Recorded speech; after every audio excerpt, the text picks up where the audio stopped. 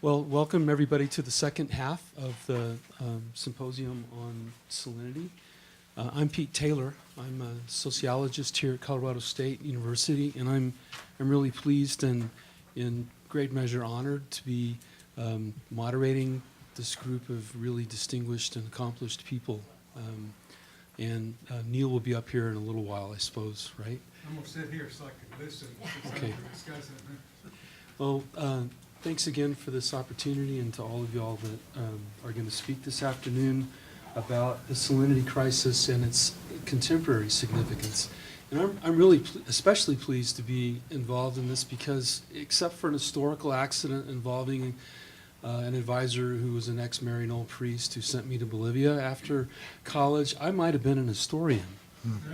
So I'm really fascinated by the work in the first group of papers and conversations, and as a sociologist I really feel drawn to the sort of policy and advocacy issues that this group of experts works on. So I'm looking forward to these discussions. Our first presenter is going to be Brad Udall. Brad is Senior Water and Climate Research Scholar here at the Colorado Water Institute. He is focusing on the Rio Grande and the Colorado River water and climate policy needs for the 21st century. Before coming to Colorado State, he was director of the Getchen Wilkinson Center for Natural Resources, Energy, and Environment. Where was that? Someplace south? No, okay. University of Colorado Boulder. Very distinguished institution, too. And I'm really interested, very recently in February, Brad and some colleagues published a recent piece in Water Resources Research that's very important, that unpacks the impacts of rising temperatures on surface water flows here in the Colorado River. I don't know if you'll talk about that, but it's, I think, going to make an important contribution. Brad. I don't have slides, so I'm going to stand up. I'm your eye candy, which I know is a poor substitute. So I am not an expert on this topic. In fact, I am the least distinguished of both panelists, all panels here by far. And so I have read a lot on this topic in preparation because it was interesting to me, Steve. And I read Evan's book, Border Oasis, an article by Commissioner Friedkin, who was IBWC commissioner for almost 20 years. There's a bunch of EPA documents, the minutes themselves. There's a terrific piece by Blackman, dated 1975, who was with Interior and then went to EPA. And we all should remember that EPA got created during this. He actually got moved from Interior to EPA. And he describes the sources of salinity in the basin. And finally, Commissioner Brownell's piece with his assistant Sam Eaton is a really good read. So if I'm wrong, one of two things is wrong. Either those papers are wrong or I made a huge mistake, and I would bet on the latter. So I want to make three quick points. And if there were a Nobel Prize for the most obvious 3 points, I might win it after you hear these. So point one. Salinity issues are here to stay, and this agreement will long be part of those solutions around salinity. So super obvious, but it wasn't obvious when this agreement was signed. And there's a nice piece by two ASU, Arizona State University folks in 1975. And the piece starts out by saying, the minute says, this will be the permanent and definitive solution to the international problem of salinity on the Colorado River. And they immediately follow with this statement. It is our belief that the salinity agreement is likely to be neither permanent nor definitive. And I would argue they're actually pretty darn wrong, right? This thing has really stood the test of time. And not that it doesn't need changes, but it was bold of them to label it permanent and definitive. And maybe they actually got it mostly right.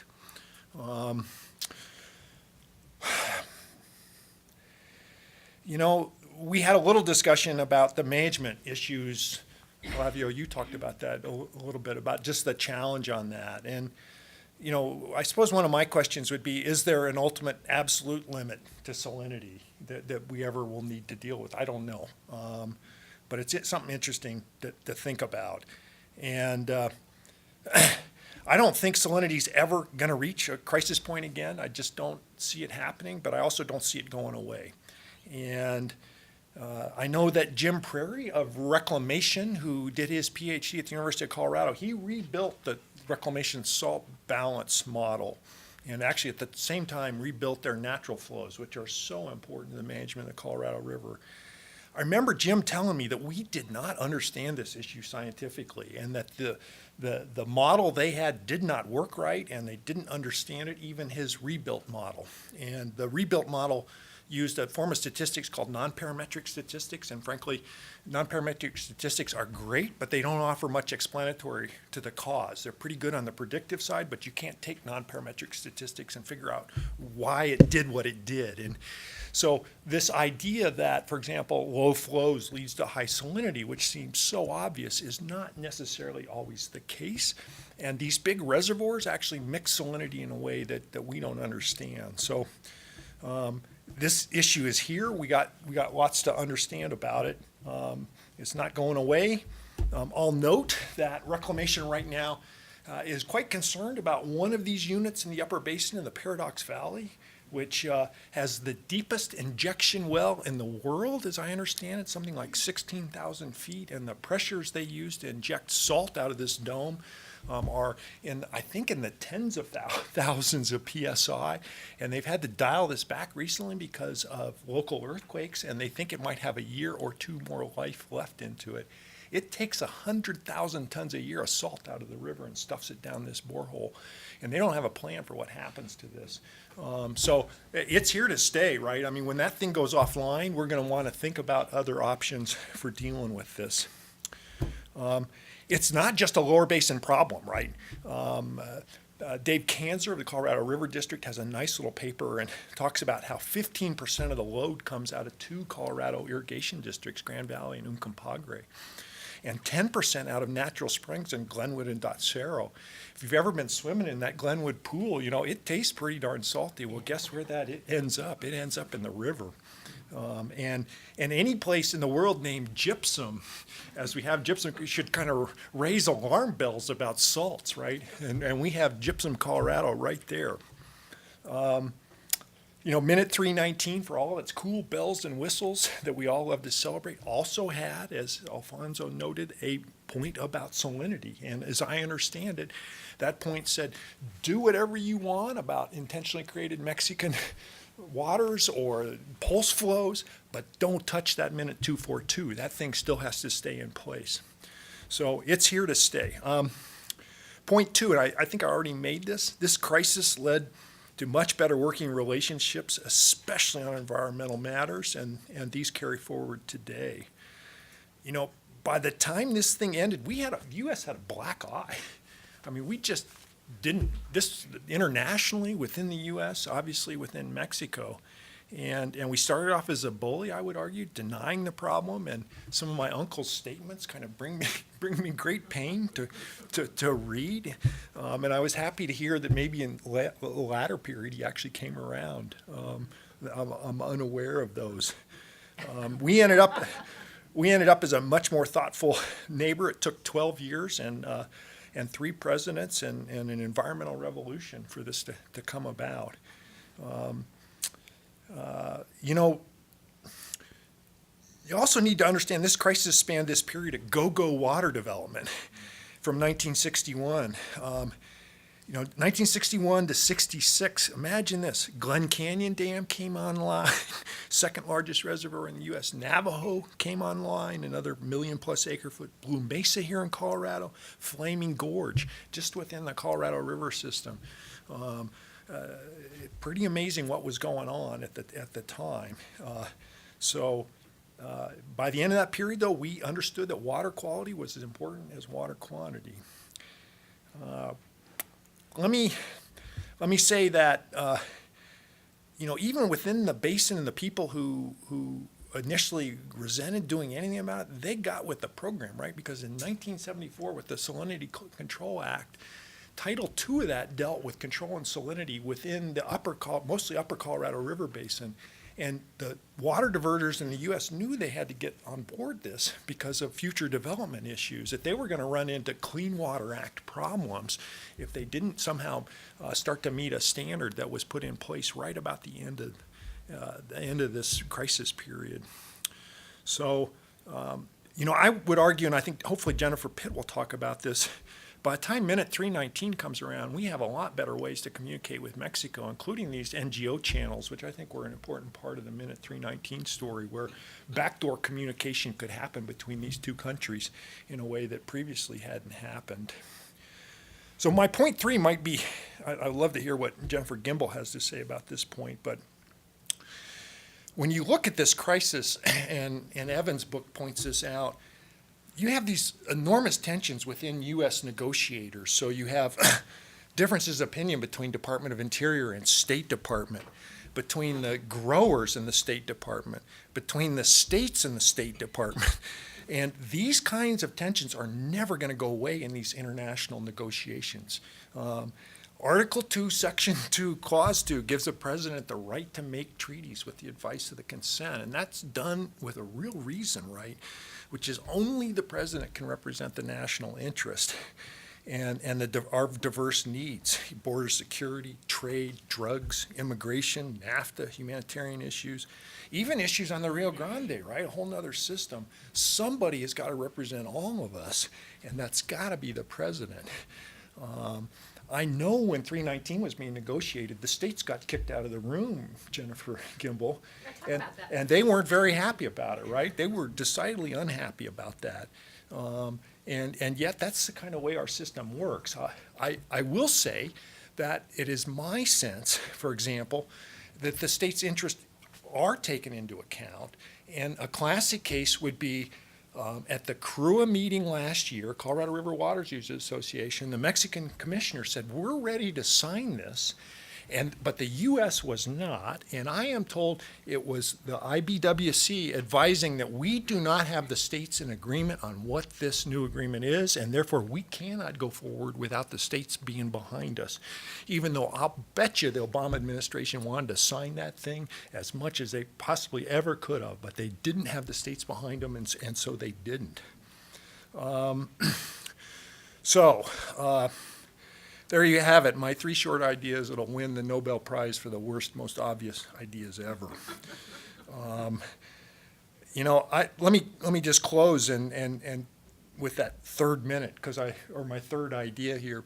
I say this with great trepidation, knowing, our current election status gives us an administration that managed to offend the Germans and the British in one day. Imagine that. But still, live and die by this Constitution. We have got to have a negotiator in charge, and that needs to be the president. So I'm going to end there and leave it to my more informed and educated and on-the-ground colleagues.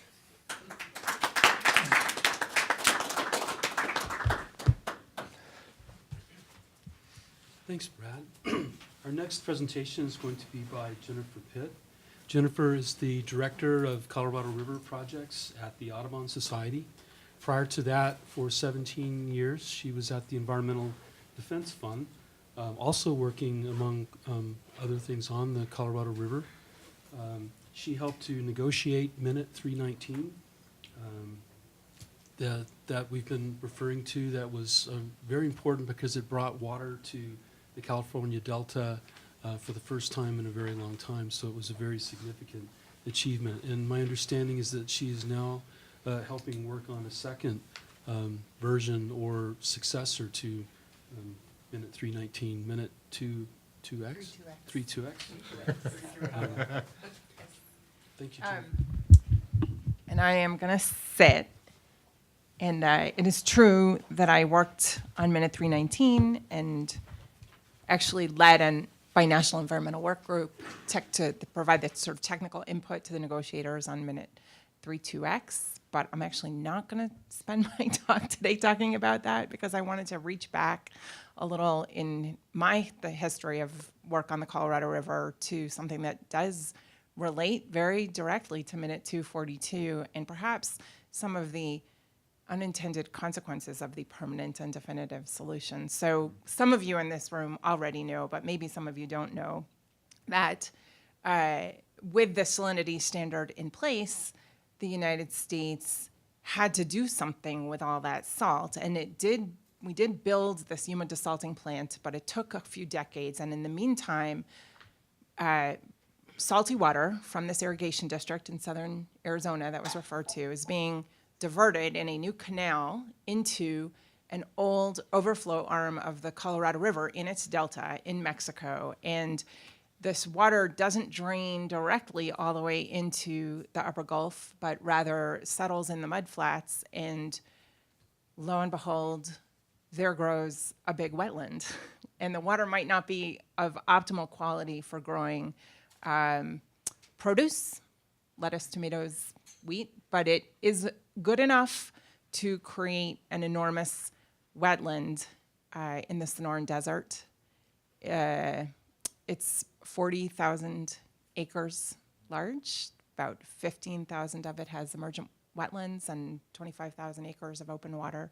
And in that arid landscape, it's enormously important as an environmental resource. So we have salty water coming out of the U.S. It's Colorado River water. It is actually accounted for as Colorado River water that is a loss to our stores in our water supply in Lake Mead, but it is not considered part of Arizona's allocation.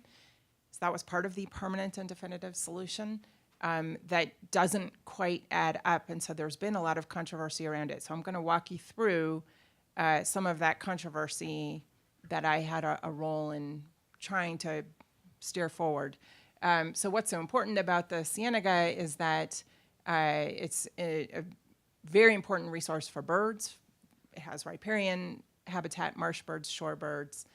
There's 380 species of birds in the Colorado River Delta. I'm actually not sure how many of them are found at the Cienega, but many. And a colleague of mine, Osvaldo Hinojosa, who is an ornithologist, has published that 71% of the Delta's bird habitat actually exists in this wetland, the Cienega de Santa Clara. And here's a picture that I love. It's just white pelicans seen from an aerial shot in the open water. There are hundreds of thousands. The counts of the birds at this wetlands, particularly over winter, are enormous. Hundreds of thousands of birds that gather there. And it is a part of a sort of pinch point in the Pacific Flyway. Birds moving up and down the continent, finding themselves in this very arid landscape of the Sonoran Desert, really flocking to these freshwater resources.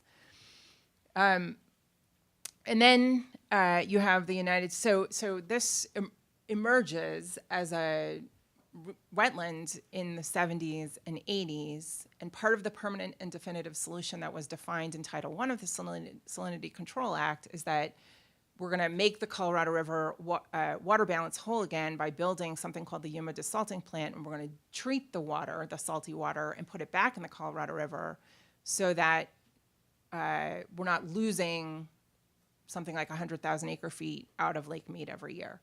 And so inset here is this picture of the Yuma desalting plant. But of course, if that plant operates at this point, it came online briefly in 1992, only to be wiped out in a flood of the Gila River. So it only ran for about 6 months, and then it was taken offline. And at that time, the Colorado was running so high, and our supply was above demand, which is opposite of where we are today. But nobody thought that it made sense to spend the money on this thing because we're already spilling water out of Lake Mead. Why are we going to pay to desalinate another 100,000 acre feet of water every year? So that's been sitting there mothballed, but kept in ready reserve. And as we hit the drought starting in 2000 on the Colorado River, and we began to watch our water stores decline, people, particularly in Arizona, which bears the first shortage on the river, start talking about the need to fire up the Yuma desalting plant.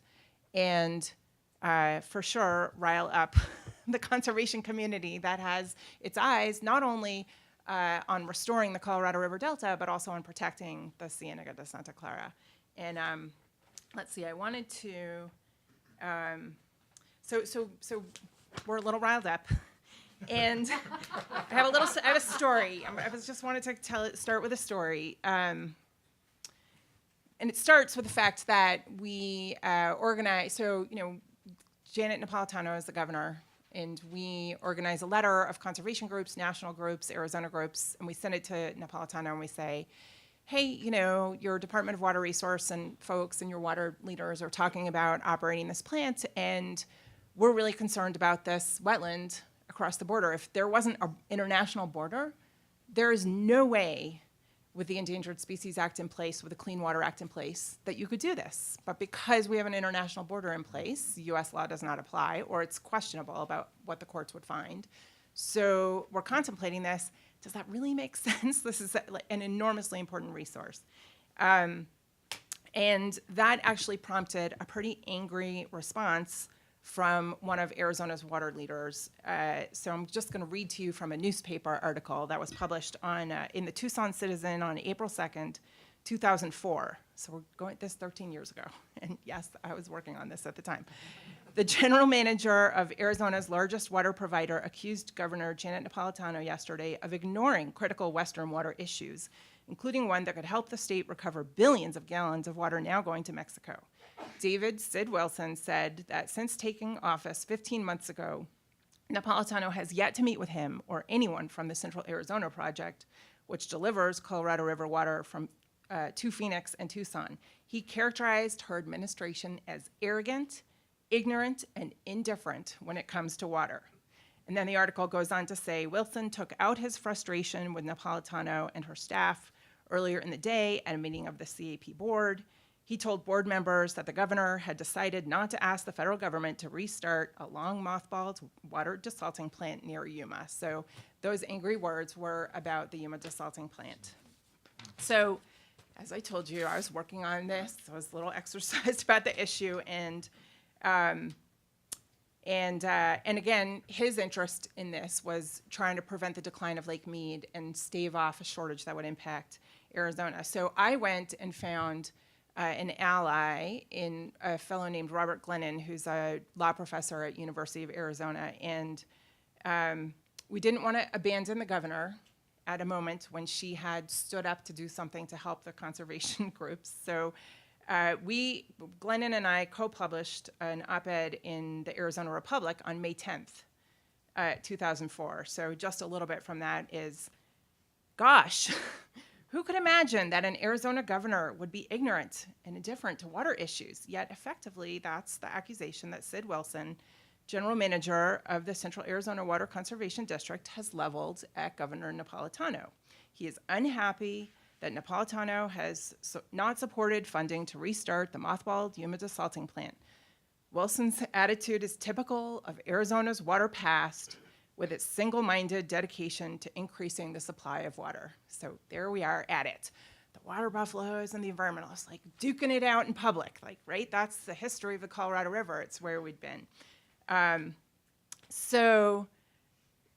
We'd fallen into that pattern, that historical pattern on the Colorado River. And honestly, I had never met Sid Wilson. And the story goes on, which is to say that at that time, I was on around this time, in that same time span, I was on a float trip on the Grand Canyon. And I was invited by Bennett Raley, who's a Coloradan, but was at the time the Assistant Secretary for Water and Science at Interior.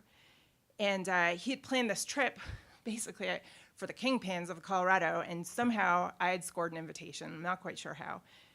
It was really the trip of a lifetime. I mean, any float trip down the Grand Canyon is. Plus, I had this chance to rub shoulders with all the people who are making decisions.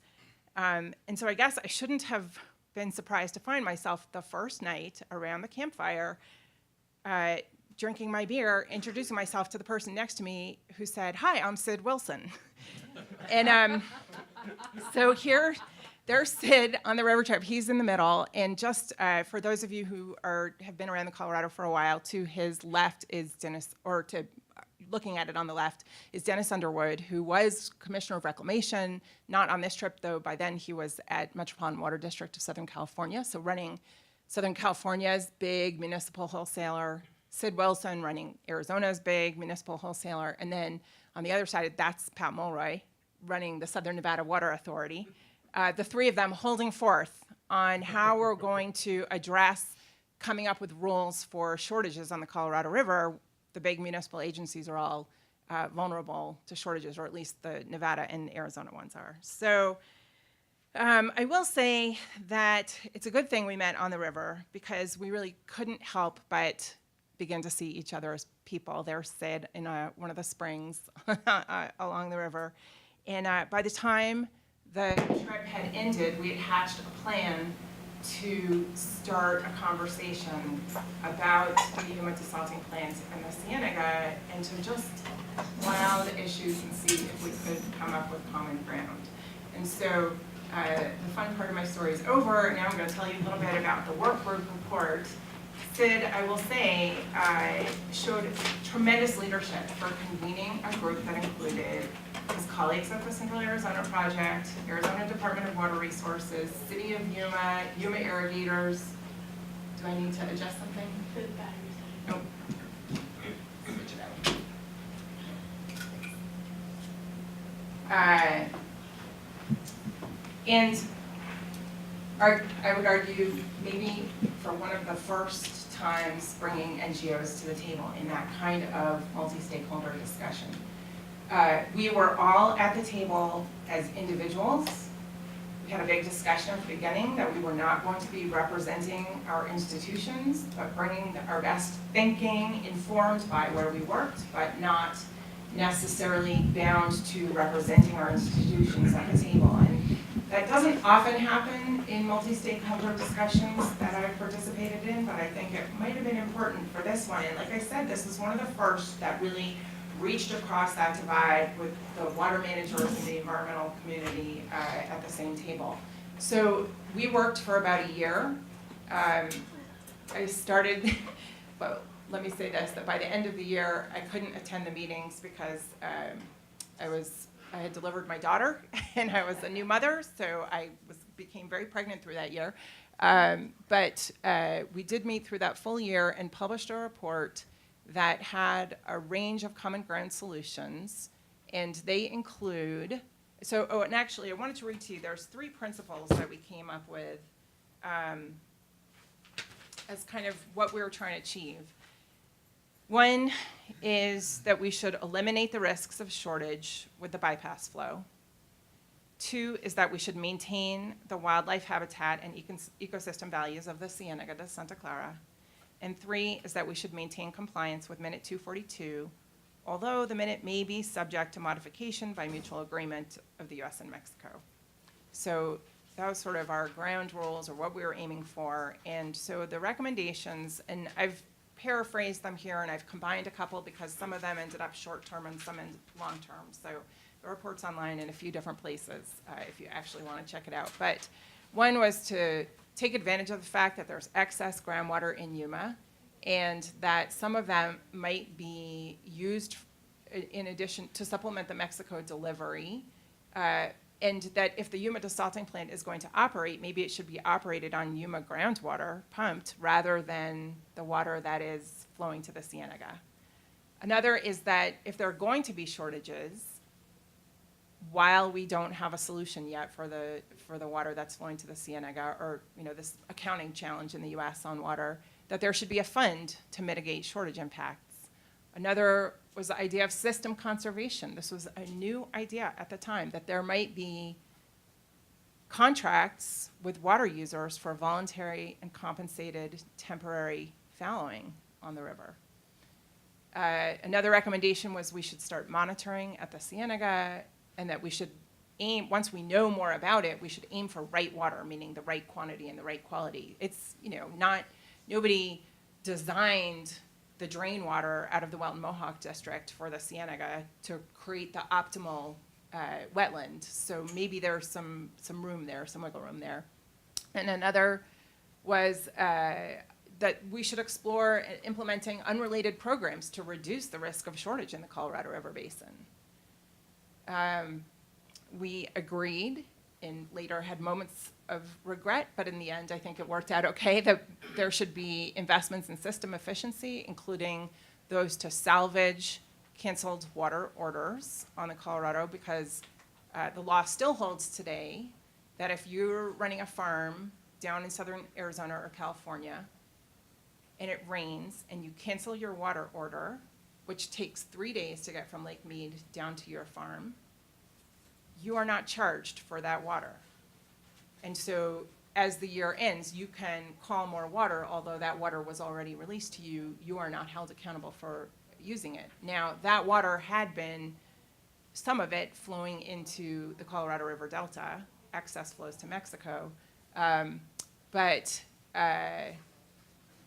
at the end of the day, we were able to live with the salvage reservoir that was built. And then finally, if the Yuma desalting plant operates, that perhaps, given that we're treating the water to like 2 parts per million, seriously, that it should not be dumped back into the Colorado River where it becomes mixed into a supply that's 900 parts per million, but rather we should figure out a way to sell it to, I don't know, someone who's manufacturing chips for computers, or at least provide it to a municipality where there could be public health benefits from having a cleaner water supply. So that one was a big one, but that one hasn't seen the light of day. So how much time do I have? Do I have a little more time? Yeah. I have a couple more slides, or a few more slides that go through some, not every moment between then and now, but a few moments that occurred to me as I was putting my slides together, where you can see the ripple effect of these recommendations start to move forward. And first of all, I will say this work group report in and of itself diffused a big fight that I told you was happening in public, and was a sort of curious piece that was holding for a moment between the conservation community and people managing the Colorado River, and in some ways, I think, helped open the door for the conservation community to be in a more regular dialogue with those who do have jurisdiction and responsibility for managing the Colorado River. And at the same time, I think some of these ideas you see begin to echo through how we're managing, particularly how we're managing in a time of scarcity. Even if the adoption of some of the practices that are discussed here has not been used to fix the ledger of the accounts on the bypass flow, we are conserving water, we are addressing shortages at Lake, or staving off shortage at Lake Mead, but we have not let go the issue of the fact of the bypass flow, the water flowing into Mexico to the wetland.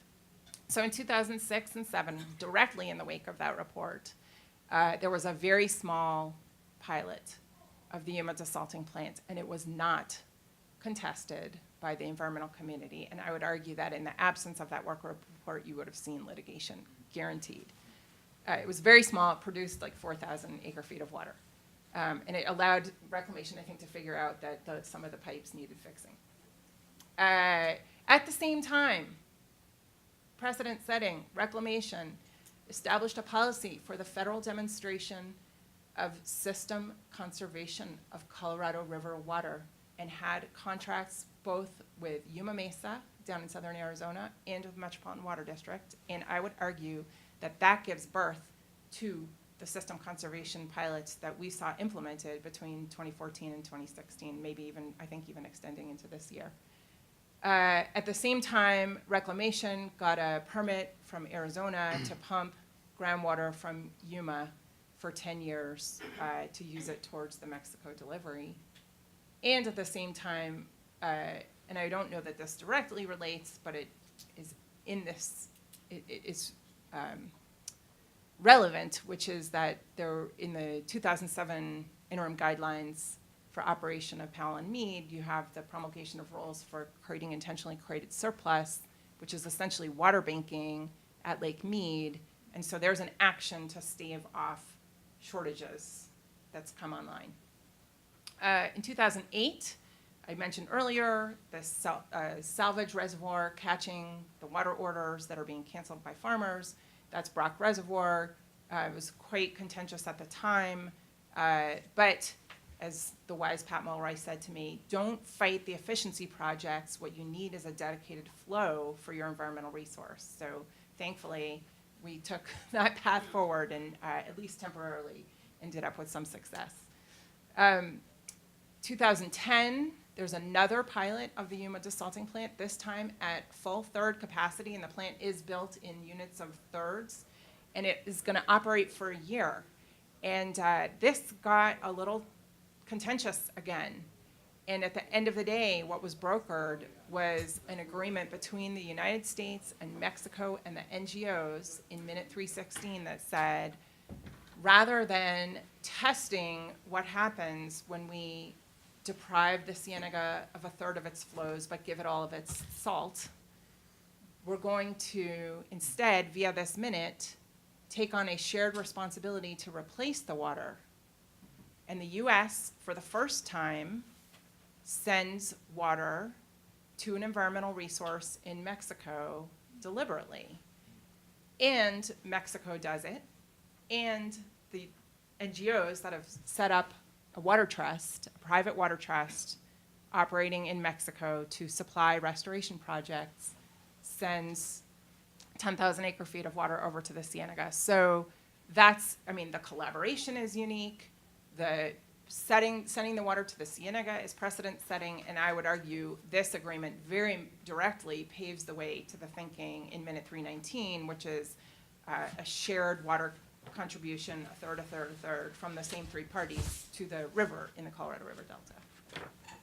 Okay, now I'll go fast. So I'm getting closer. 2012, we have minute 319. I won't even say another word about that. I'll let Jennifer talk about it. 2014, the pilot system conservation program, leaving more water in Mead. It doesn't belong to anybody. It's not banked so that you can take it out later. It is system water, and I'd say that's born of the 2006 initial pilot that really was born out of that work group's report. And in 2016, now history doesn't always give you a neat ending to your story. So on the one hand, we have Arizona considering something called the Drought Contingency Plan Plus, where they are going to pay water users an awful lot of money to voluntarily forbear water use so that nobody gets hit with an uncompensated shortage, as we are on the cusp of our first shortages, depending on how warm or snowy it is the rest of this spring. On the other hand, so that's kind of like, oh, we're moving forward, we're using markets, we're being flexible, we don't have to develop more. At the same time, in 2016, Reclamation, working with Arizona Department of Water Resources, convened, federal, state, CAP, Yuma, and conservation NGO representatives, but nobody from Mexico, to once again talk about how we're going to deal with the bypass flow, because none of what I just went through has counted towards replacing the bypass flow, and we still have this accounting challenge. And the solutions on the table, many of them have implications for Mexico. All over the report, every page of the report says, for these solutions to be addressed, we would need to have consultations with Mexico. And it does have the same kind of principles leading up to it, saying this is intended to be environmentally responsible, but the United States, in its great wisdom as a sovereign power, said, we can't anticipate how Mexico will react to impacts in Mexico. We can't prejudge what they will say about it. Therefore, we are not going to talk about the technical aspect of solutions if we do something like operate the Yuma desalting plant. So that is to be determined. But at the same time, some of the recommendations in that report are new, not revisiting the same ones that came out in 2004 or 2005. And among them is a possible tweak to minute 242, which could address some of Mexico's concerns over daily and interannual variation on salts, while giving the US the ability to actually use more water from the ground in Yuma in Mexico's treaty delivery. So it's not been discussed binationally at all, but there has been some modeling done around it, and there are a few of us who are interested in whether or not that there is a path forward there, because we are still intent on finding solutions that will leave the poor Cienega de Santa Clara alone. And I think I will end my talk there. Thank you very much.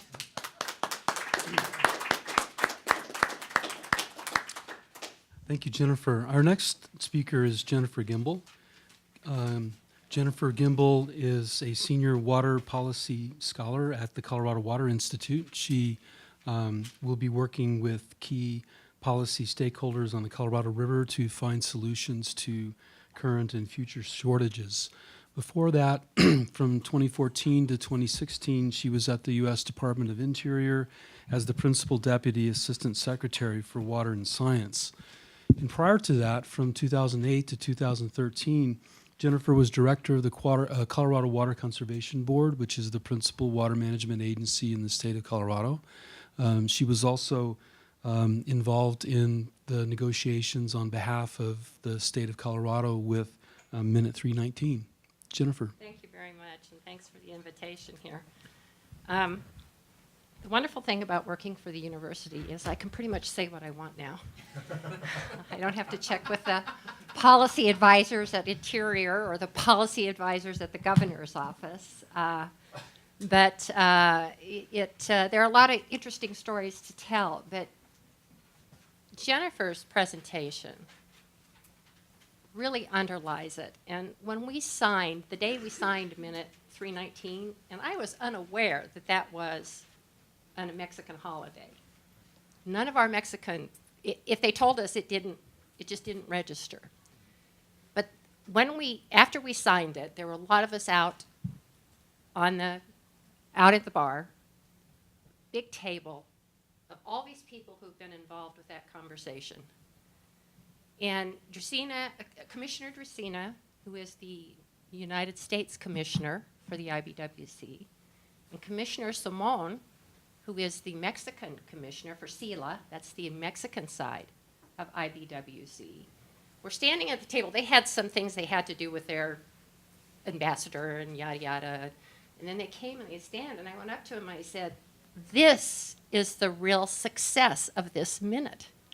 You had people sitting side by side who had been sitting across the table from each other, talking about their families, drinking, having a good time, and how, you start talking about, well, okay, what about implementation? That's going to be tough. But it's the development of those relationships that gets us where we need to go. And Jennifer and her group were incredible in doing that. And I really appreciated her laying out kind of her strategy. And it worked. I will tell you, and I have told many people this, we wouldn't have Minute 319 and the pulse flow, but for the NGOs, but for Jennifer and her colleagues, both here in the United States and in Mexico. They had to drag us kicking and screaming until we realized what a great idea this was and how it was important to do it. Jennifer's float trip with Bennett Rayleigh, I've done one of those too, but he was an assistant secretary, so I bet we had more fun. Established the relationships with the Arizona people and with Pat Mulroy of Nevada. And I know Pat has told me several times how much she respected Jennifer and she felt she could talk to Jennifer on the level. Skip all the flowery stuff and just get to that. And that was very important for the other states to hear as we talked about Minute 319. So that gets in. I'll go back to my remarks, but I wanted to make that point, and Jennifer did a great job of bringing that up. So I've had the opportunity to look at this from both the federal point of view and the state point of view. Brad kind of hit spots about current issues in the United States. They're important to keep track of. The paradox well is a huge issue, and he's right. There is no plan if that well goes down. By the way, there have been 6,000 seismic events since that well came online in 96, 98, something like that. 96. In 2013, there was a 4.4 earthquake at Paradox Well. Paradox Well is located in the Dolores River Basin in the western part of Colorado. That stopped the well for about 6 months. So for 6 months, the well, as Brad noted, pulls a lot of salt out of the system. In fact, it pulls 10% of all the salt out of the system. So when that well goes offline, we have 10% more water going down the river, which makes it even then more difficult for the United States to meet the differential that they have to meet under 242. So it's important to keep track of things like that. We have the Salinity Control Act formed a federal advisory committee. It's called the Colorado River Salinity Control Advisory Council. And that you have states represented at that, you have federal agencies represented, you have IBWC on the United States side represented at that. Their whole point of this forum is to get projects that take salinity out of the river, mostly the upper basin. So that's funded by the federal government partly, and partly by the states. The state money comes from power revenues in what is called the Upper Basin Fund and the Lower Basin Fund. So you have in it looking at on-the-ground improvements in farming so that we reduce the salinity.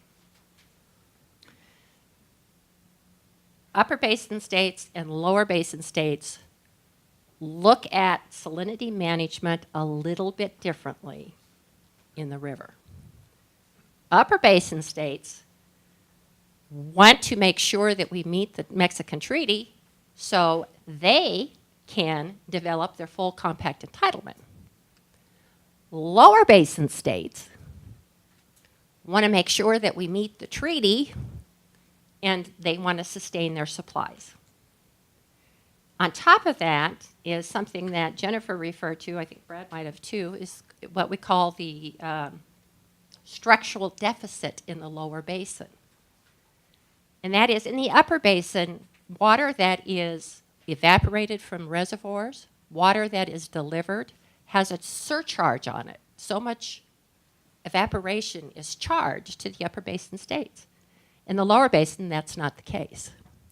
And so farmers would order water, whether they, and then a storm would come along, and we started to have some very difficult issues. Brock Reservoir helped that to a degree, but the states now are starting to talk about that. So that's some of the in-state, that's some of the United States state-to-state issues. The Treaty of 1944, and that was just a great workup on that. I appreciated the history on that. It created the IBWC. The treaty was dealing with supposedly mostly land issues, as I understand, but the water issues just followed right behind because you can't develop the land without the water.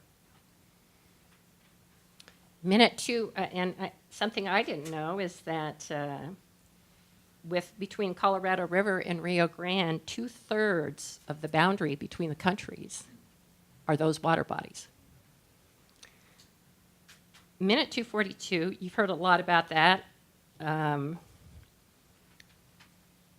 United States and the states continue to hear from Mexico and the Mexican states the concerns about the peaks and valleys in our delivery schedule. Their concerns about using an average for the salinity standard. And that continues to be talked about, and Mexico is very good at making sure that stays in people's minds. And I'm glad to hear that maybe other folks on the United States side are thinking about that now. There's a whole history of cooperation, and we've gone through that. There was Minute 306, which was in 2000 a framework for U.S.-Mexico studies on riparian and estuary ecology. 316, Jennifer talked about the Yuma desalting plant. 317, Jennifer did talk about, but she was very instrumental in this minute also. And this is where the IBWC looked to form discussions on Colorado River, recognizing both the interests of the states and the NGOs in those discussions. They formed 4 work groups, I believe. One of them was environmental, one of them was supply. I can't remember the other 2. Operations and projects. Operations and projects. And then it also formed a consultative council consisting of both the Mexican and the American commissioners and a representative from each of the 7 basin states. So, minute 319, so there had been that cooperation. Of course, the earthquake, we had the earthquake, that was 318, allowed Mexico for the first time to store water in the American system. We saw the pictures earlier. There was, they just couldn't take all the water. They couldn't use it. I think some of that earthquake water still is in there. So that gave some incentive, I think, to the Mexican government to sit down with us and start talking a little more seriously about how to deal with climate change on the river. Those first meetings with Mexico were talking, the folks I met in Mexico were always talking about climate change and how they feared it was going to affect them, and that the United States wasn't paying attention to climate change. And then we did, and now I don't know if we're going to or not. But it's nice when you don't work for a president anymore. So, United States, we had the drought. It had gone on over a decade. The United States had come to terms with what they call the 2007 Interim Agreement as to how the states would essentially handle shortages. Under the law of the river, Powell and Lake Mead are adjusted accordingly under statute. So the interim guidelines said, let's try something a little bit different. Everybody agreed. And it set up critical levels. So when Lake Mead was at a certain level, the lower basin, actually just Arizona and California, California didn't. Yeah, Arizona and Nevada would take some cuts. If it went down another level, there were more cuts, and another level. I don't think we ever got California in there, but that's how it worked. Powell was the same thing. As if Powell had a certain level high, more water would go down to Mead than would normally under the law. And so that was United States, basin states' way of saying, let's deal with this crisis. It wasn't enough. And the drought continued. And so it was clear that we needed to talk with Mexico. We needed to work with Mexico. Jennifer, her and her counterparts were already having this conversation with Mexico and with the basin states, pulling us towards, we need to look at this. So the impetus, or what made it worthwhile for everybody was the basin states said, Mexico, you should share in the shortages. Now, okay, you should share in the shortages. Mexico said, and I remember sitting there, we'll share in the shortages if we can share in the surplus. Well, doesn't that sound reasonable? Not so easy.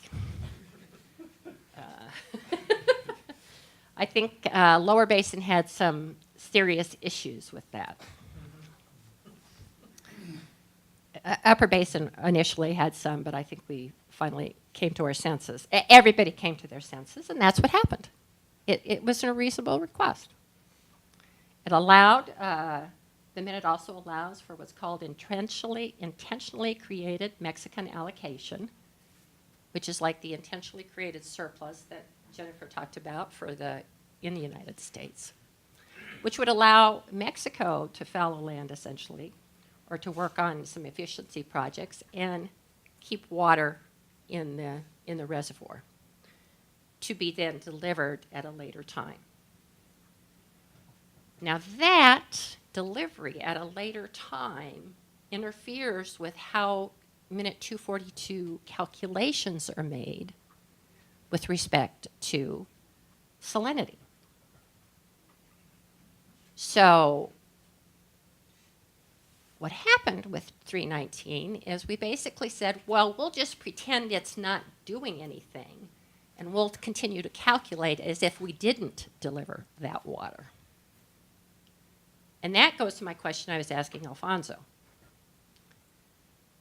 How that would mean that maybe saltier water was going to Mexico during those releases. It hasn't happened yet, so I can't say for sure. And the farmers in Mexico, as you've heard, are still struggling very much with the salinity issues.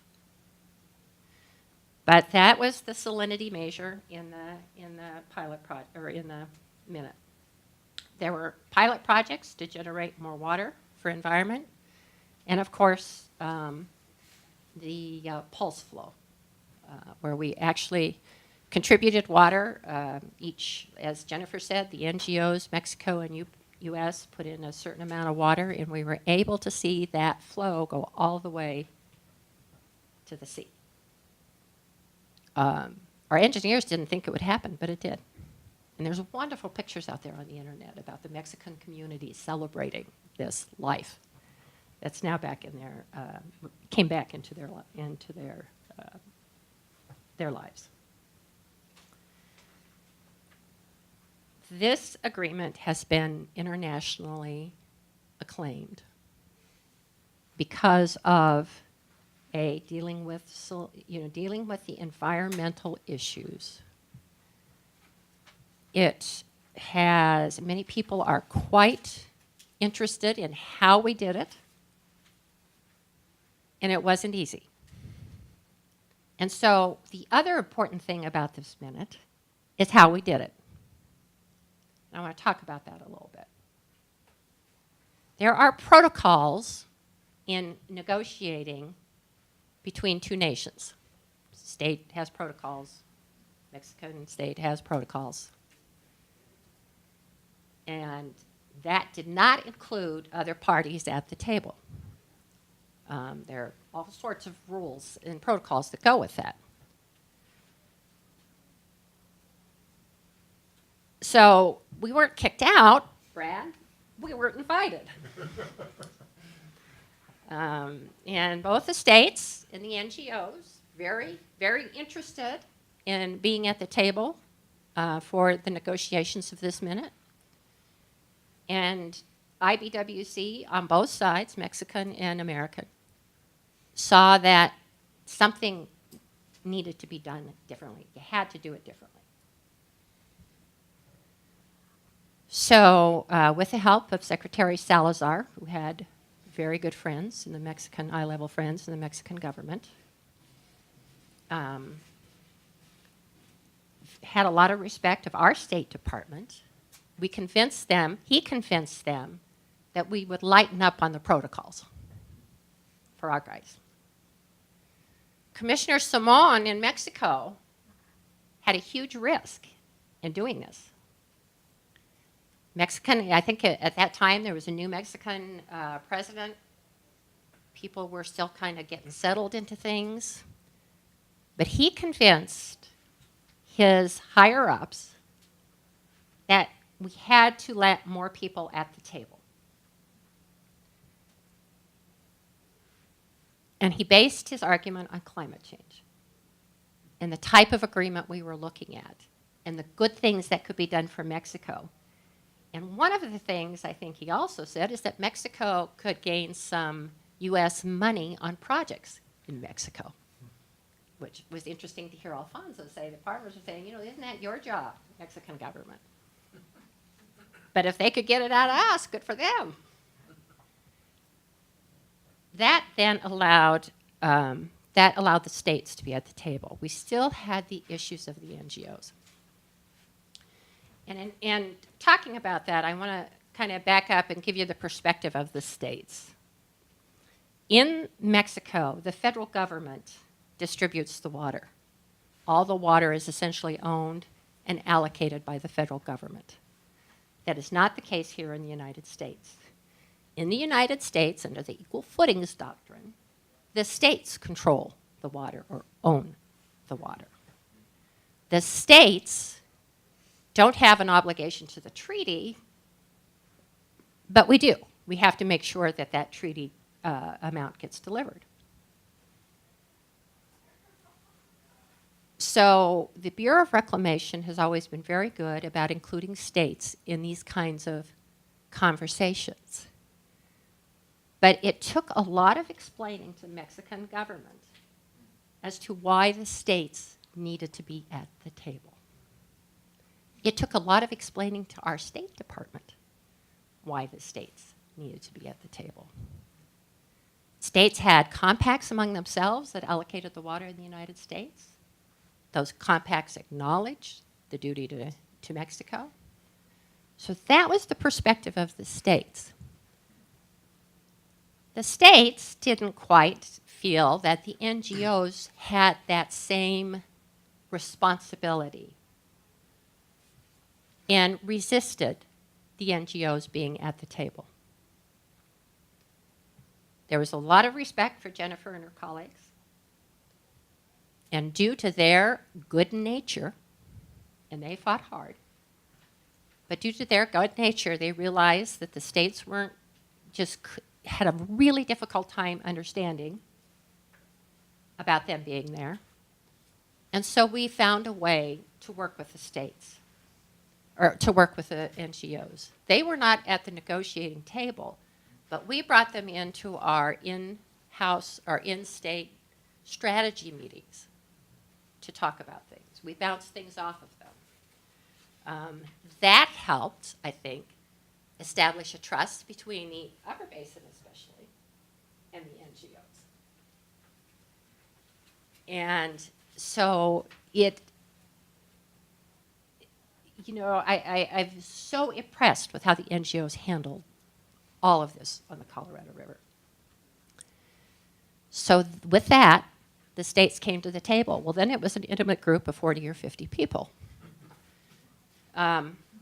The other protocol in negotiations internationally is that you have to have an interpreter.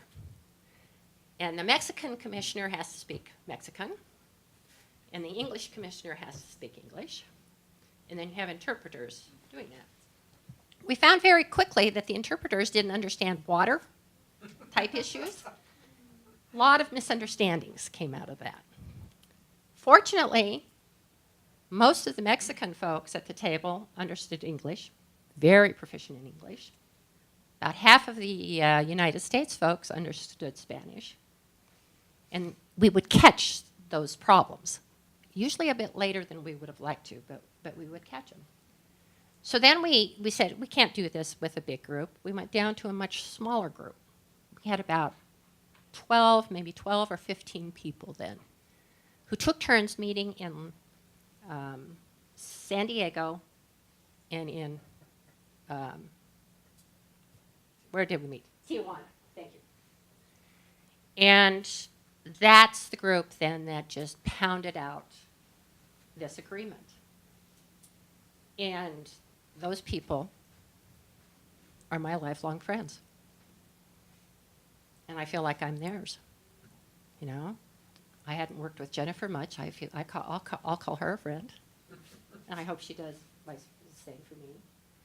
But it's establishing those relationships. Still wasn't easy. There was one meeting where we were meeting in San Diego. The Mexican Contingency, the head guy from Conagua, which is their water agency, among other things, was stopped at the border by our Border Patrol guys. He was detained for 2 hours before they decided he could move on. And when he came to the meeting, he was not happy. And it was a rough patch for us at that meeting. The meeting lasted an hour and a half. And then we all left. So it was quite a roller coaster ride. But it's those relationships again and the determination of both sides that said, this is important. This needs to be done. We have to deal with climate change. We have to deal with the environmental issues. How am I doing? Okay, thank you. So, what about the future? We have 319, got it, it's a success. Started negotiating. By the way, 319 expires the end of this year. The presidential election in the United States added some pressure. And because Obama obviously wasn't running again. And this was a priority for the Obama administration. So there came very intense negotiations trying to get another minute together. Both sides were kind of dragging their feet. The United States was like, we just want to, let's keep the same minute but go for another 10 years. On the Mexican side, as Alfonso said, that's not going to fly. They need something more from this. And so we started talking about more different kinds of joint projects, studies, etc. And then in November, once President Trump was elected and made the statements he made about the wall and who's going to pay for it, the Mexican side very quickly agreed to many things that we'd been asking for. And they asked for things also. I mean, it was a give and take. But they all of a sudden had the political will to get this done. The United States, the federal government, of course, also wanted to see that done. This was important to that administration. But the Basin states, who, by the way, own that water, just couldn't come to agreement quick enough. They had what they call the Lower Basin Drought Contingency Plan. We have an Upper Basin Drought Contingency Plan. The Lower Basin Plan, different states, including California this time, would take more cuts sooner, depending on the levels in Lake Mead. But they would only agree to that if Mexico would agree to also take more cuts, share more of the shortage.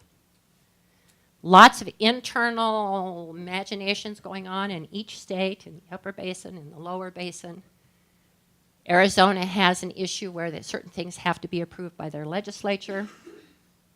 Legislature didn't come to town until January. Obama was out, January 20th? So it was a big rush. There was a plea at CRUA, at the Colorado River Water Users Association by Mexico, saying, let's get this done. It's a good deal and it should be done. A lot of talking to the states. The secretary met privately with the states trying to get to the finish line, but they just couldn't get to the finish line. And Brad, I know you talked about, well, maybe the State Department should have took over, but it couldn't happen. Yeah. Could happen. So what's happening now? So now, I'm probably out of time. It's okay, go ahead. So now, we lost the momentum. We couldn't get it done before January 20th. So to help keep the momentum up, Secretary Jewell wrote an order on January 18th to Interior employees saying, you will continue to negotiate with the Lower Basin on the contingency planning and the Upper Basin. You will continue to negotiate with Mexico. And if you cannot come up with a drought contingency plan, I'm recommending to the new secretary that he figure out all the avenues he has to drop a hammer over the Basin state's head. Secretary Norton had done that. That's how we got the 2007 guidelines. Secretary Jewell threatened that with the states. We didn't carry through on it because sometimes you just have to let things happen. But she was recommending to the next secretary that maybe you ought to take a hard look at this. Negotiations, I tapped a couple people yesterday. Negotiations continue, not at the frantic pace that they were before. Their goal now is to have all of these different agreements, including 32X, done by the end of this year. So there's been no sign from the new secretary as to do anything different. I think he's been briefed. I think he's okay. It's my understanding that he hasn't said, oh, hold the horses or anything. But I do worry about the geopolitical setup that's going on now with the Trump and our President Trump and President in Mexico. So with that, I'll stop. Thank you for listening to me. Thank you very much, Jennifer. We'd like to invite Neil Gregg to come up and provide commentary for us. Neil is professor in the Department of Civil and Environmental Engineering here at CSU. He works on water resources planning and management, infrastructural management, public works and utility management, hydraulics, hydrology, and he has many publications to his credit. He's also a key person in interdisciplinary collaboration here at Colorado State. So thank you. Well, Neil. thanks, Pete. Yeah, and congratulations, Steve. This is really a great forum. So much experience here. You know, a lot of blow-by-blow descriptions, you know, in history. That's always great. And I think it was Brad who said that at the end of all of this is somebody who said, this is never going to work, you know, or something like that. Was that you that said that? And it is working, you know, and so it's a wonderful thing. I have another anecdote about one that's in the same category. My notes are so long, I need to ask for a time budget. I don't think I have very much time. What, about 5 minutes or what? No, we have, No. we have time. You've got, At least maybe 20 minutes. yeah, 20 Yeah. minutes. I have plenty of notes. I mean, but I know you. We have no. We want to have plenty of questions and discussion. So the first thing that occurs to me is being the oldest person in the room. Sometimes you have some perspective that others don't have. And when I was listening earlier, I think it was to Alfonso, and he was talking about the Mexican Revolution, 1910. In 1960, I actually attended the 50th anniversary of the Mexican Revolution in Mexico City. It was really a memorable time for me.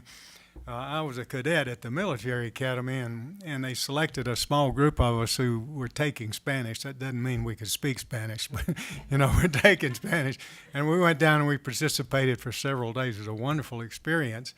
And I can remember almost all the details of it, including the formal side and the informal side, which is a lot more memorable, as you can imagine. It was a wonderful experience there. And so listening to what we're talking about here, you know, in the time period in Kennedy and 1961 and all of that, I can really relate to the time period that we got.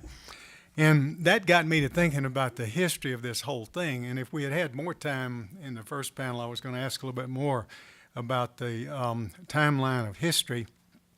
Thinking about, you know, starting out like about 1910 and the Mexican Revolution and what was going on at that time over on the U.S. side, you know, trying to get some perspective of, you know, how the different communities were developing and things were happening in there. And so just thinking about the decades, you know, between 1910, 1920, and so on, that's one decade. I was going to ask about, you know, the political relationships between the two countries in that time period.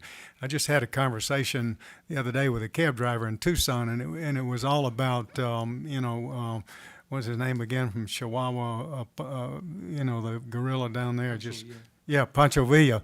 We had a long discussion about Pancho Villa, and, you know, he was explaining many things I didn't know about, you know, so very interesting, you know, to see the perspective on both sides. I don't remember who said that, you know, that you really need to have the perspectives on both sides. I think that was Dave who was talking about that. So if you think about those time periods, you know, when you go in the 1920s, that was an era we heard about Herbert Hoover and all of that.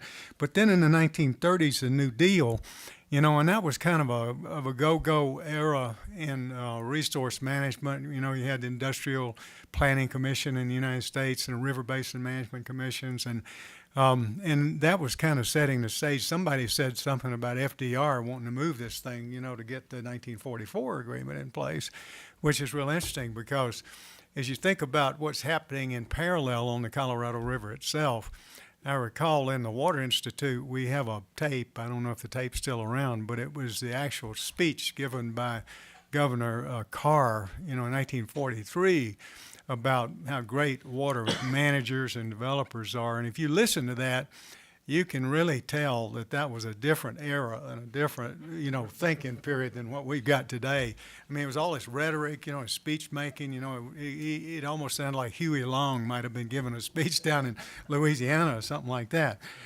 So it was a different time period, and it kind of puts us into perspective. And then as you get on up to 1960, and we heard a lot of good things about what President Kennedy might have done, that was an interesting thing. I'm currently reading a book about what happened in the Vietnam era and why the United States made such a big set of mistakes. This McMaster's book, he's just been appointed as a national security advisor.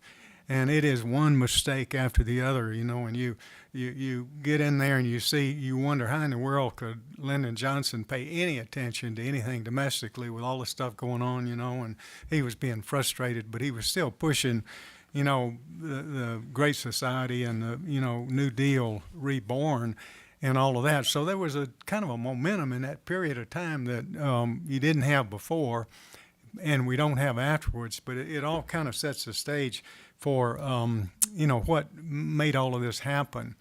Now, I have another perspective, which is kind of interesting because I wear a different hat, where I'm the river master on the Pecos River, and I've been arbitrating that compact since 1988, almost 30 years now. So as I got organized to do that, I had to study all of the blow-by-blow things, that happened on that compact. It's between New Mexico and Texas rather than the United States and Mexico, so it's a lot simpler. But if you look at the evolution of that, you can see some of the same patterns happening in the same time period, same kind of actors in place, same issues, all kinds of things which are in parallel with the salinity crisis. And I think there's lots of lessons to be learned that we can derive out of all of this in the end. So it's interesting, as you thought about, someone said that, there was a celebration in the Mexican side, but maybe today is the first celebration in the United States side. And maybe think about the different cultures that are in operation in the two different countries there. On the Mexican side, you have culture of cooperation. You had the Union of Unions. You had things that could bubble up politically. We don't hear about that very much unless you're a scholar, like a lot of you are of that. You don't hear too much about how that cooperative culture developed down there. And over here in the United States, we're not so used to this culture of cooperation unless it's on a raft trip or around the bar, and that's kind of ephemeral because it's going to go away after the kumbaya feeling is gone, with a certain bunch of actors. The new actors are not going to feel that way, So culture is really important in terms of putting that all into place.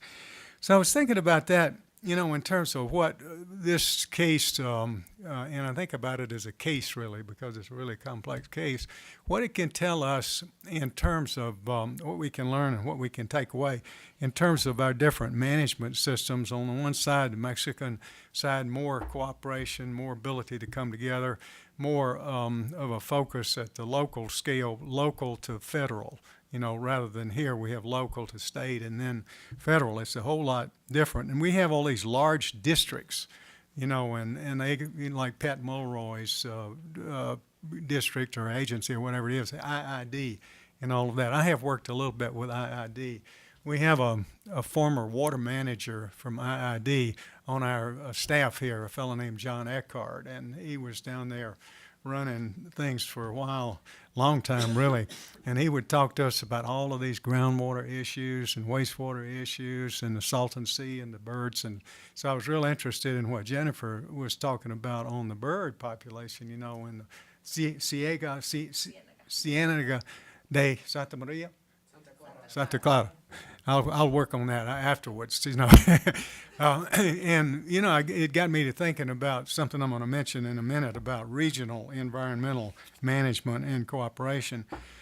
And so one of the things that's most interesting about all of the discussion was the fact that Minute 242 did implement this watershed-based approach, which I think is extremely innovative, even though it might have been a little bit painful to give birth to that. But it gives us a lot of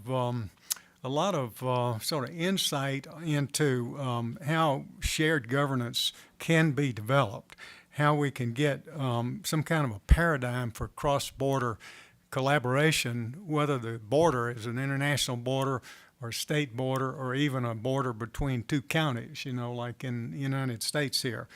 And there's lots of questions about that, like what scale do you operate that? Can that be possible? There's a lot of political science questions, you know, about level, scale of governance versus the possibility to create this kind of cooperation in watershed management. So I think there's lots of lessons for us and research opportunities there.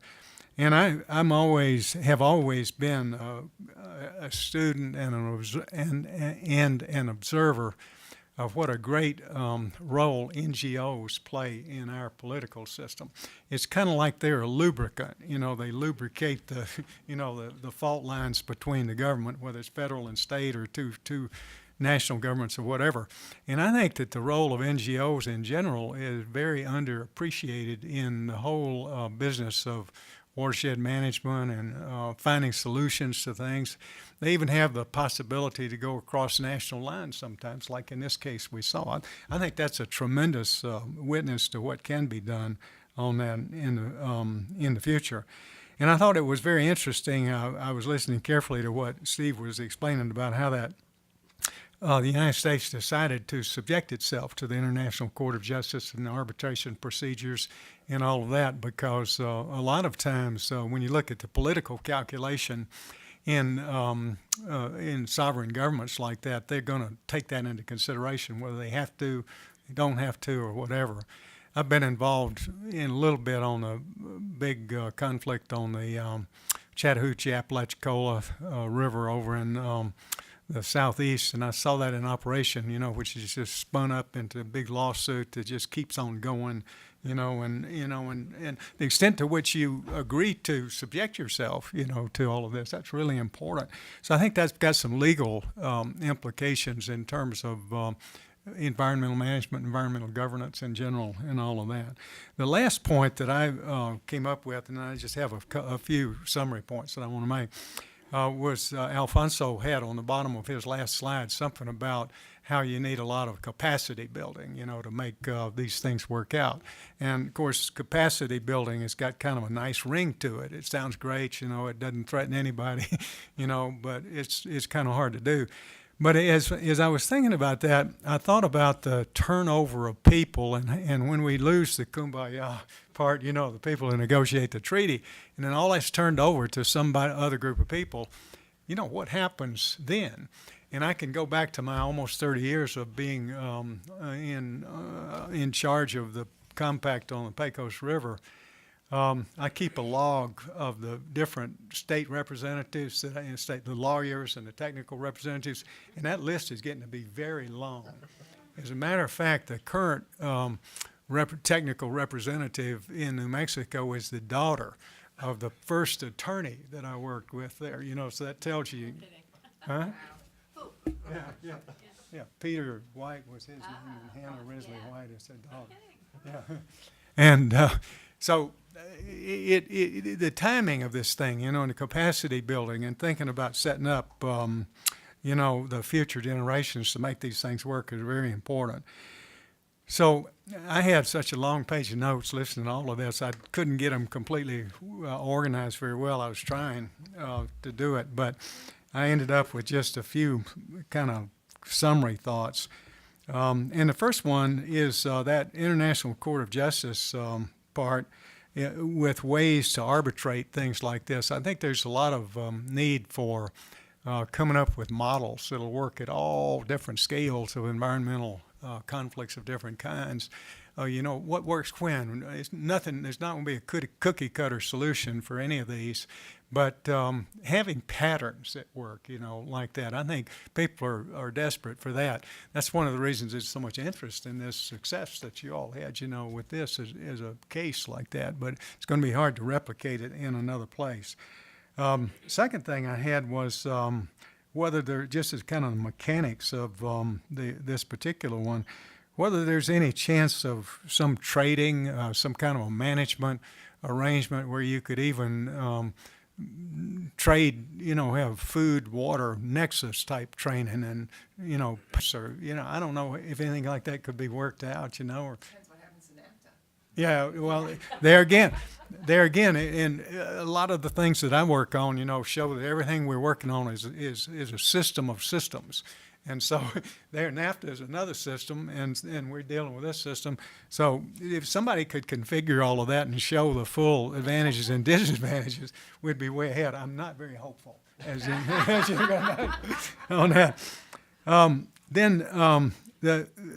already mentioned the difference in the large district and that we have approach we have in the United States versus the way it works in Mexico. I think that's a good social science research topic for somebody to compare the efficiency of these different polycentric governance arrangements that we have, and then versus what Mexico might have. That would be a good research project.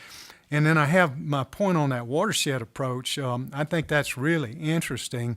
I think that needs to be driven a lot further, in terms of developing a paradigm for how that would work, studying what has happened here and getting past the blow-by-blow approach, which is real interesting. It's very interesting to hear that. And you got to start with the blow-by-blow, the case, the raft trip, the whole thing. You got to start with that. But then how do we derive out of that what those principles were? Well, one principle is the relationships. I mean, that's a principle. I mean, not just a blow-by-blow description. So more work on that. And then the last thing on this capacity building, how do we teach other people about what has been learned here? And when we say teach other people, who is it you're going to teach? Now, I'm an engineering educator, and I can tell you that there's not a tiny iota, hardly, of any of this political discussion in the engineering curriculum. It has to be learned later and on the job. It's just not in the curriculum. It's probably not going to get in the curriculum, even at the higher levels. And over on the social science side, there's a lot of understanding, of sort of high levels of political conflicts and all that. But when you get down into the nitty-gritties where you're doing interdisciplinary work, how do you replicate the kind of experience that we heard here, where you're looking at technical parts, you're looking at the political, you're looking at the social, you're putting it all together. How do you replicate that so that we can have some capacity building? And not only do we have to build the capacity in the students and the future workforce there, we also have to build a capacity in the political leadership. Now, that's easy to say and a lot harder to do. And the first question is, how would you ever get their attention to this until it's the middle of a crisis? That's one of the big problems that we have in the whole water thing, is getting people's attention. So anyway, that's just a few remarks, a few thoughts, and I'll turn it back over to Pete now. Thank you, Neil. We've got 30 minutes, I think, 15 minutes for questions.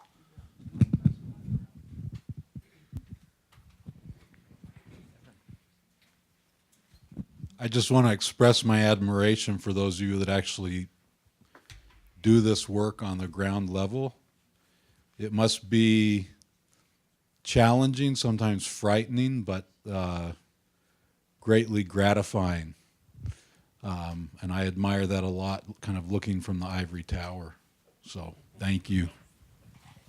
And Jennifer will agree with this. I have to add to that because I was just thinking I didn't mention this. We all have our own constituencies you have to answer to. Like I had to come back to Colorado and make sure Colorado water users were comfortable with where we're going. Jennifer had her own board and her constituency. And as you can guess, we were never, ever all on the same page to begin with. And so it took, you also had to do your in-state diplomacy to get where you needed to get. I sort of want to make one comment here, which is we live in really unique times, and I think everybody in this room thinks democracy is not working very well right now, for whatever reasons. And I think you can be on all sides of this issue and share that thought. But I actually think when you look at water governance in the West, there are some reasons for optimism here. I mean, we truly do have people working for the benefit of everybody, and it's actually worked pretty well. I would say in this state especially, it's hard work, but you truly get compromise out of it. And I mean, if you had to make one complaint right now about our situation right now nationally, there's no compromise going on, right? Everybody wants. This is where compromise happens, and it has happened. And maybe we should just pat ourselves a little bit on the back here for allocating one of the most important resources in a democratic means that works. And so I'll make that comment. Stephen. Yeah, I have a couple of comments. One is related to 3-2X. And how Jennifer and the two Jennifers, los tocayos,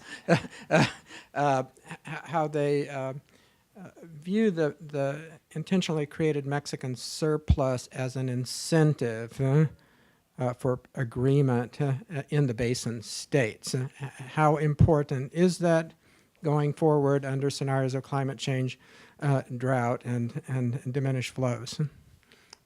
I mean, I can make a very simplistic answer, which is that Mexico has several feet of water in Lake Mead right now. If that didn't exist, Lake Mead would this past year have been below the first shortage trigger, and we would have experienced the first ever lower basin shortage. So I think there's they're not the only ones there with stored water, and I can't rewrite history and tell you what the lake actually would look like if that hadn't happened. Maybe somebody else would have conserved more, but it is acknowledged as a very significant contribution to our current status. And the fact that Mexico is stepping up theoretically in this agreement, not yet signed, to increase their share of shortages, which is different than the stored water, at the same time as saying they will continue their water storing aspect of the agreement, I think is definitely important to the water users in the states, and in fact, one of the main selling points of the agreement if your interest is narrowly focused on the reliability of your own water supply.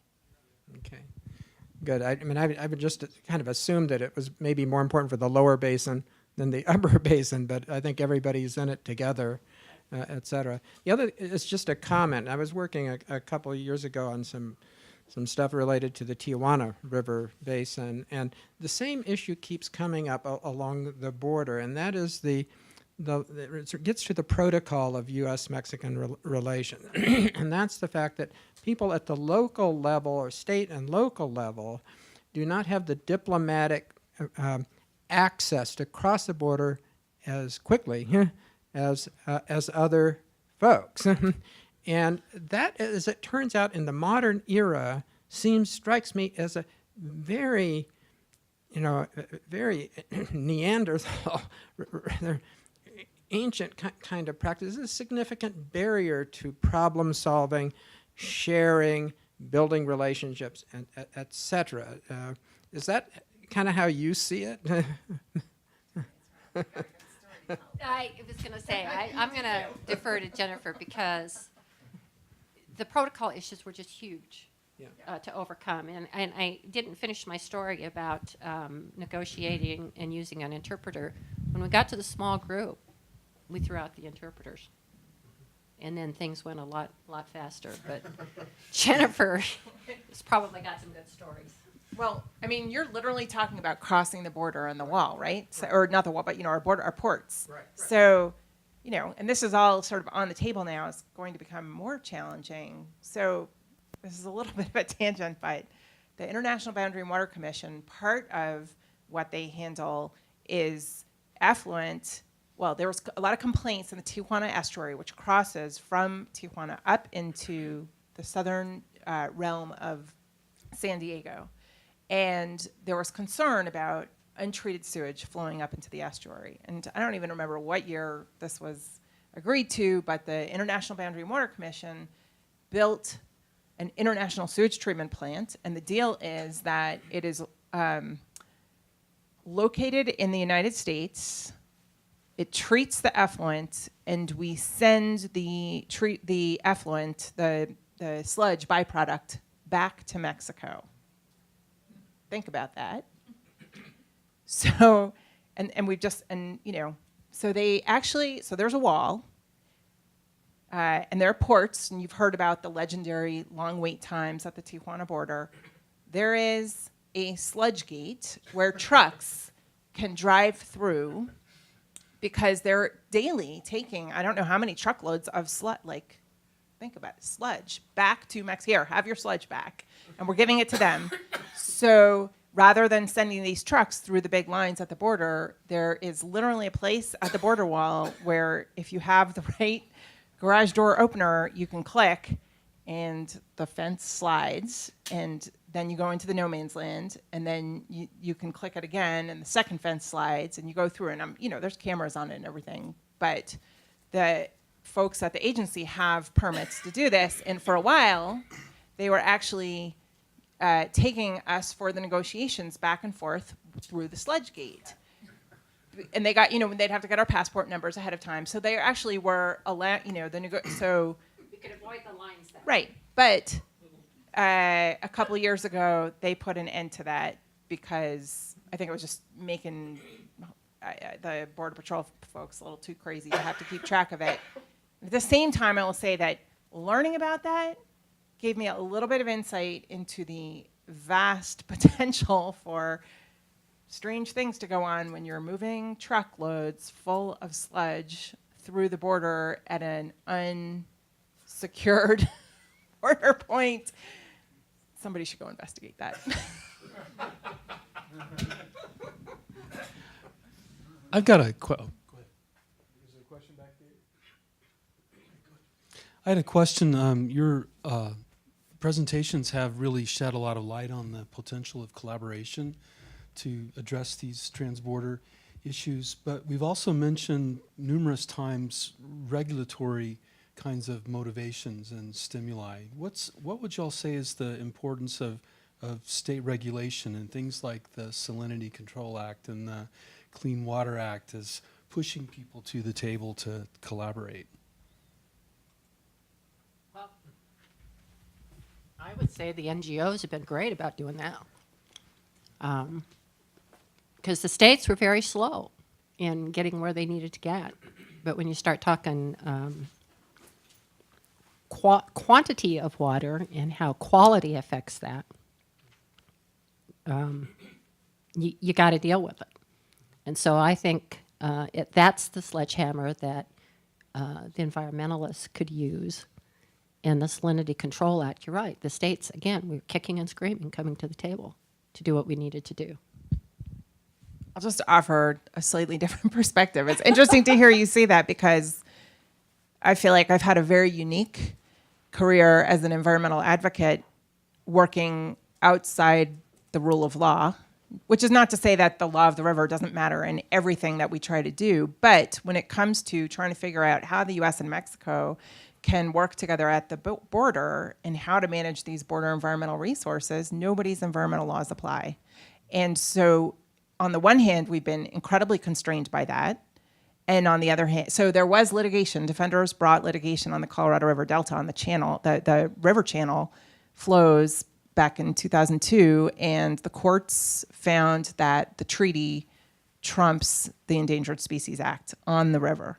That doesn't necessarily mean it holds for the Cienega, but we don't know the answer to that question. There's a lot of unanswered ground in extraterritorial application of the Endangered Species Act. But we essentially deliberately started working with the theory that these laws were not going to get us very far at the border. And so while we lost that whole toolbox it opened us up to an incredible open universe of solutions that aren't predefined by the constructs of those laws. And so it essentially has become whatever we can get everybody to agree to.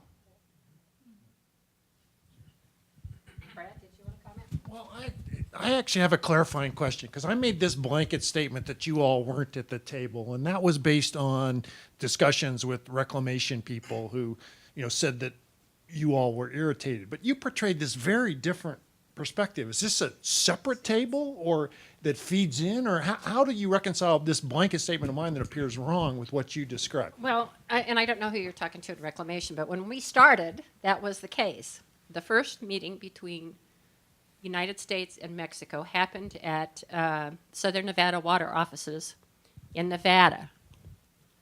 The feds and the Mexican representatives were in one room. The states, were you guys there too? NGOs? I don't remember. Were in the other room. And what was supposed to happen was every hour or so, the feds would come and say, here's what we're going, what do you think, yada, yada, yada. It was 4 hours in that room and nobody came. So there was just no communication. And it was obvious, and that just wasn't going to work for the states for sure. I remember this well. It was my 60th birthday that day. And so anyway, but Brad, we did finally get to the table. However, the agreement itself is between the commissioners. But no, we were there. So we're just going to talk amongst ourselves. You guys don't need to ask any more questions. I'm going to add one more point, which is in the lead up to the 2007 interim guidelines, with some colleagues, the NGOs started really speculating on how to push the U.S.-Mexico cooperation to solve the challenge of a dry Colorado River Delta. And that was the same time that we were having big international disputes over the All-American Canal. And when that was resolved with Ryder, we finally, after having talked to some colleagues at the states, really the lower basin states, we finally got the go-ahead to convene a meeting between Mexican water managers and state water agency representatives in the United States without the federal government. And our theory was that that we were going to find more solutions the closer we got to the problem, not the farther away in Mexico City and Washington, D.C. that we were. So in some ways, we started at the same place that you were. The stuff didn't carry through the whole way. But we were the NGOs in minute 317. The NGOs are recognized as part of the technical work groups and part of what was called a core group. So we were part of the building of a common understanding of what the issues were at stake and the early days of the big table of the negotiation. But as that matured and got more serious is when we were kicked out. A little bit of both. A little bit of both. Good job, Pete. So we're going to wrap this up here. It's been a really fascinating conversation. To the students in the room, I just want to say I hope you guys appreciate the conversation you just heard. It was an unusual conversation to have here at CSU, and you heard a lot of complexity. I think if you from the outside, the folks who didn't come in this room, it seems like a really small, nerdy issue, right? Kind of micro, but really a lot was embedded here in terms of how we can do things as an international cooperation, water management, et cetera. Also, you guys can say you were at the first U.S. commemoration of Minute 242. You can tell people that. This was a historic day, 50 years late, more or less, but we did it. But isn't it interesting how this minute continues to reverberate? Did you catch that? How it just kept coming around. So neat opportunity for all of us to be here. And I want to thank Evan for coming from Utah. Thanks so much, Alonzo, for coming in from Mexico. Great to have you guys both here on our campus. We really appreciate having you. And Jennifer, thank you. I know you've been sick. Thanks for coming anyway and powering through. And Jennifer, great to see you on campus. And Brad and Neil, thanks for being our discussants, and Pete as well. But I think we ought to thank Stephen. This was his brainchild. He pulled it together.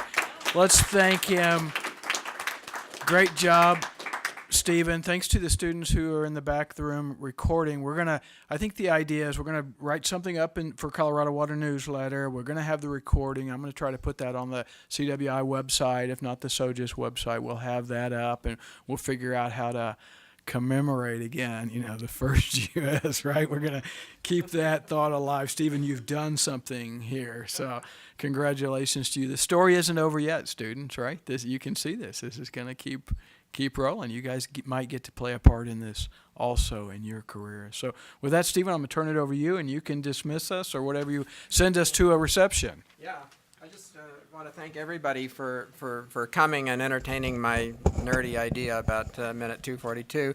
I really appreciate that. It's been a really rich conversation. I never fail to learn a lot from people who are in the field working on these issues, and from the academics and people like Neil, who have such a large sort of broad vision of the water world and the kinds of things that tend to drive cooperation forward and not backwards, and so thanks to everybody for coming. I really do appreciate it, and certainly to the students who sat through what is seemingly a little esoteric conversation. I appreciate that. And we have a little reception for those of you who want to stick around and chat and talk. It's in the Longs Peak room, which is a little bit down this hall, and then turn right and sort of down to the end of all the way down, then the end of the is it sort of... I think if we just go straight down this hall, we'll get there. A little jog to the right, yeah. So please feel free to stick around and talk, and I know I'll look forward to that myself, and thanks so much for all the effort that all of you have made, particularly those people who have come from a little distance, like Alfonso, I think he came the furthest, and Evan and Jennifer, who had to brave the traffic on either I-25 or one of the other regional corridors between here and Boulder, none of which is particularly exciting these days. So thanks so much.